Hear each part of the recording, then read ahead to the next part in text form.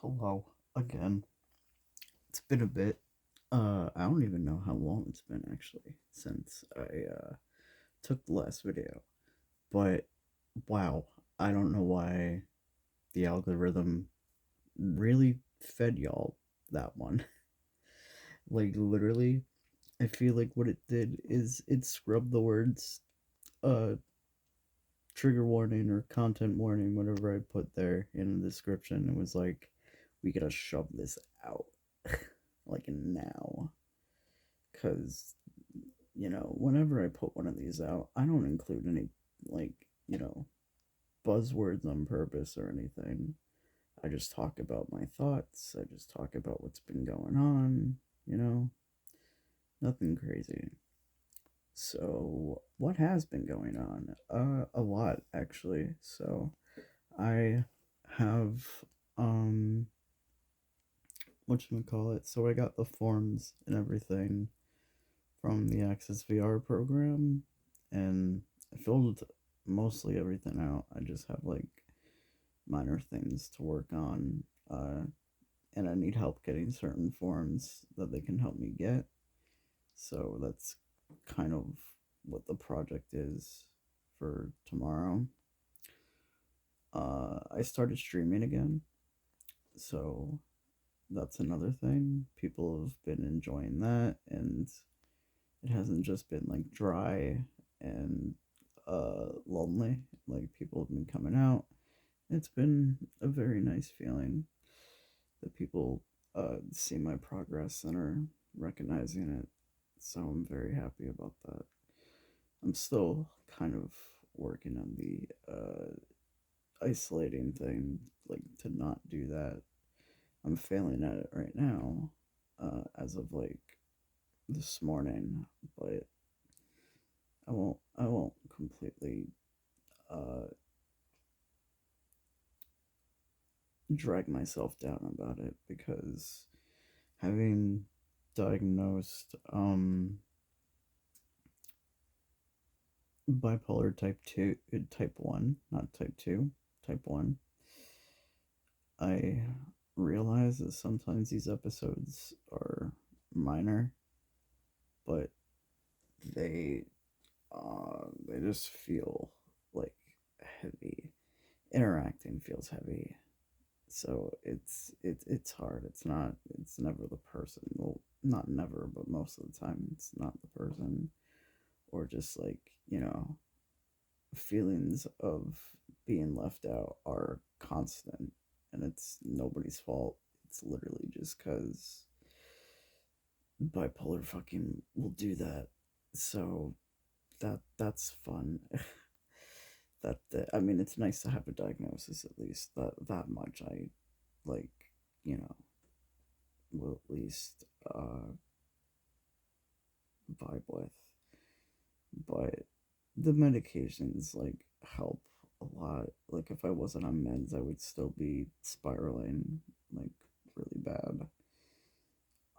Thankfully, I'm not at that point. I don't think I'll get to that point.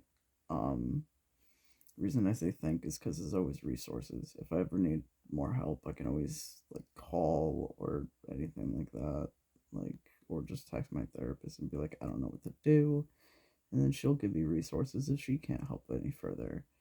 So, you know, there's always stuff. Um, but last week was a huge like gender dysphoria week for me. For like 3 nights in a row, I had dreams about being a girl, and it's not like it's the first time I've had dreams like this, but they've never been recurring, nor have they felt the way that they did. Like these dreams just kind of felt like me. Like they didn't feel any different than I do now. They just kind of feel like, yeah, that's me. I'm just the person. Not necessarily a woman, not necessarily a man, just someone who exists. I am simply gender. um, but yeah, So it's been confusing because there's a lot of questions that I have.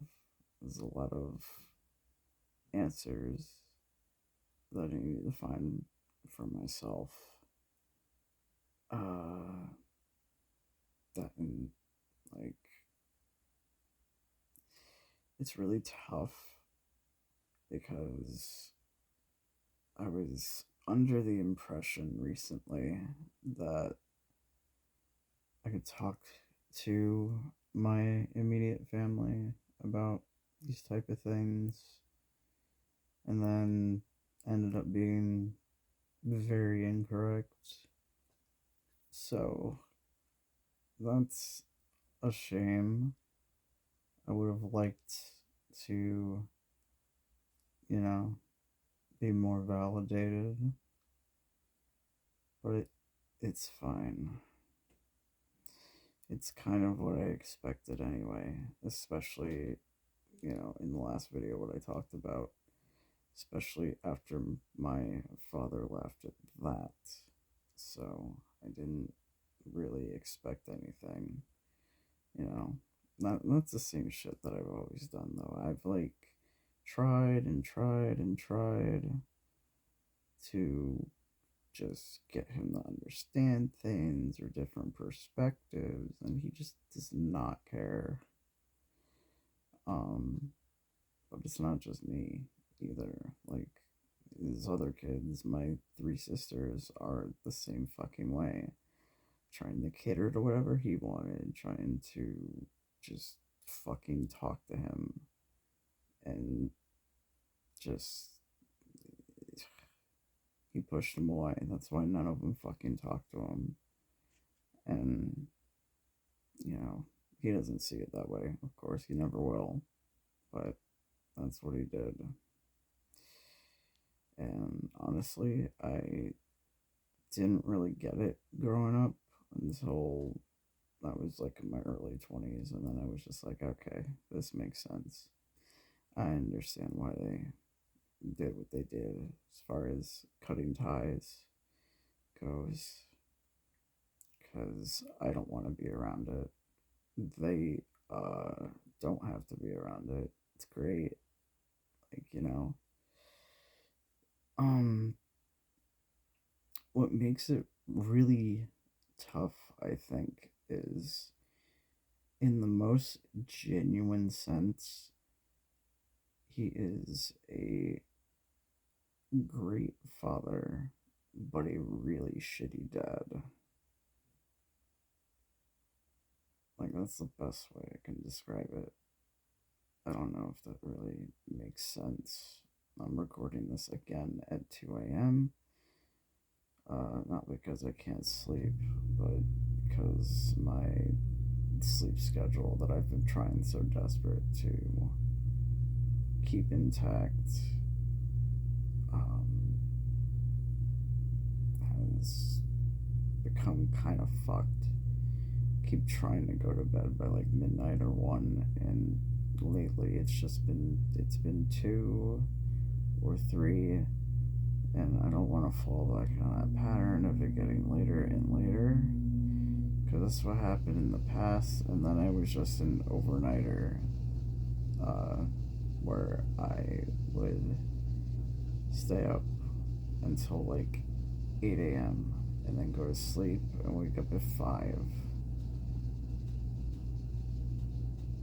So I don't want to fall back into that.